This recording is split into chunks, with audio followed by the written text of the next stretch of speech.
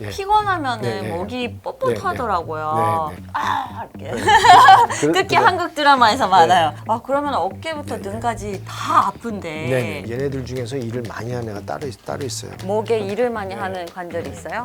5, 6번, 6, 7번 얘네들이 일을 많이 해요. 그럼 고생이 이제- 많다.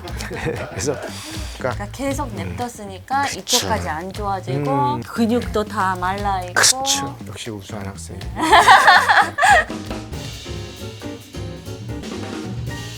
안녕하세요. 영국에서 온 에바 포피엘입니다. 안녕하세요, 안강입니다. 와.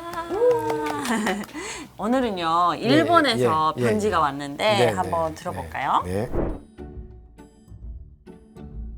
안녕하세요. 저는 일본 도쿄의 나리타 공항에 안내데스크에서 일하고 있는 미호라고 합니다. 네. 요즘 코로나가 해제되고 날씨도 좋아지면서 해외 관광객들이 정말 많이 방문하고 있는데요.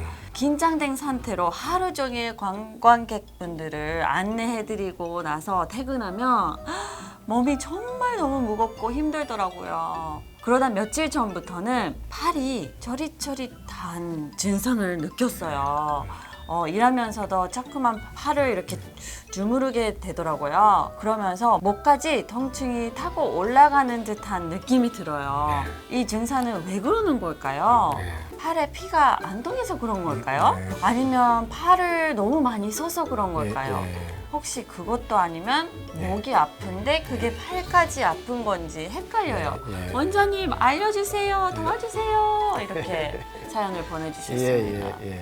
이거는 네. 제가 좀 헷갈리는 게 예. 목에 대한 사연인 건지 네, 아니면 네. 팔에 문제가 있는 건지 모르겠네요. 이 증상은 왜 그럴까요? 직접 항상 봐야 되는 게 네. 지금 이분은 팔이 아프다고 했는데 팔도 여긴지 잘 모르잖아요. 네. 그다음에 이제 또 목이 아프다라고 하는데 목도 옆에가 아픈지 뒤에가 아픈지 목에서 등으로 내려오는 데가 아픈지 이제 그걸 잘 봐야 되는데 보통 이제 많은 거는 얘네들 중에서 일을 많이 하는 애가 따로 있어요. 목에 일을 많이 하는 관절이 있어요? 예. 7번, 8번이었나요? 4, 5번 일이 제일 많아요. 아닌가? 그다음에 여기도 5, 6번, 6, 7번 얘네들이 일을 많이 해요. 그 걔네들이 여기예요. 그럼 고생이 이제- 많다. 그래서 근데 5, 6, 6, 7번이 아픈 거의 이제 특징이 뭐냐면 5번, 6번은 이렇게 아파요. 6번씩 이렇게. 아, 연결이 돼 있어요? 이렇게. 신경이? 예. 이 주위가 빳빳해지니까 교통체증이 돼요. 차가 막혀요. 그럼 이 주위가 긴장돼요. 이렇게 생각하시면 돼요. 경부고속도로를 쭉 타고 가면 네. 중간에 강릉으로 빠지죠. 그 고속도로가 뒤까지. 그러면 그게 등으로 아픈 거예요. 등. 다 연결이 돼 있다, 등까지. 예, 등까지. 근데 부산으로 가는 거는 팔로 가는 거죠. 똑같은 목의 문제인데 1번 목이 아프다, 2번 등이 아프다, 3번 팔이 아프다. 하지만 병원 다 똑같이 여기서 온 거예요. 목이랑 연결돼 있으니까 네. 팔까지 그렇죠. 다 저리는군요. 그렇죠. 그러면 이 예, 사연 예, 같은 예. 경우에는 예. 목에 있는 예. 그 교통 정리부터 네. 해봐야 되는 거잖아요. 당연히. 그런데 이제 이게 아까 말했듯이 큰 거리가 막히면 작은 길도 막히거든요. 처음에는 사거리만 정리하면 다 돼요.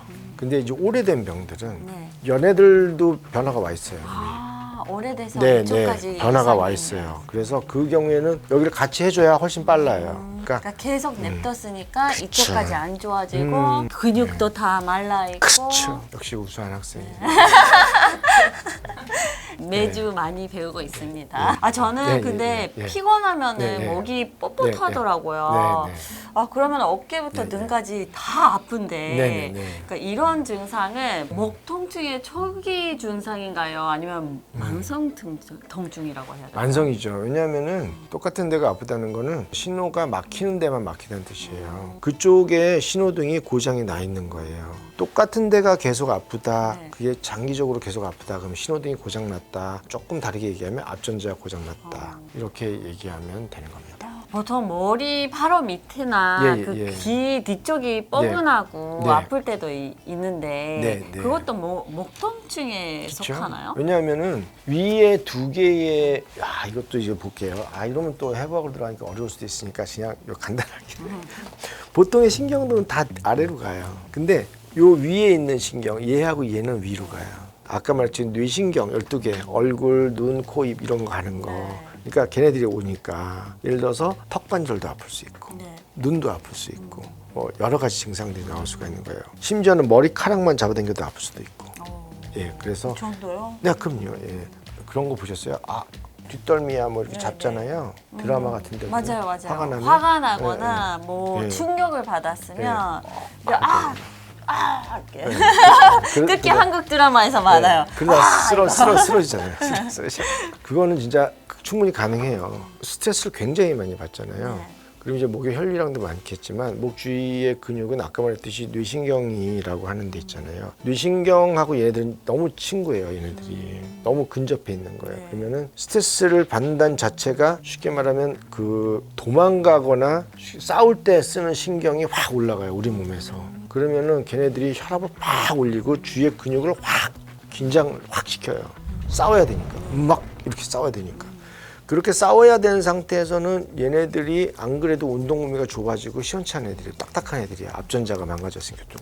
그럼 더 딱딱해요. 그러니까 이런 데에서 뭐가 빵 터지거나 막히거나 그러면 하고 뒤로 넘어가는 거죠. 하고 넘어지는 거 가능해요.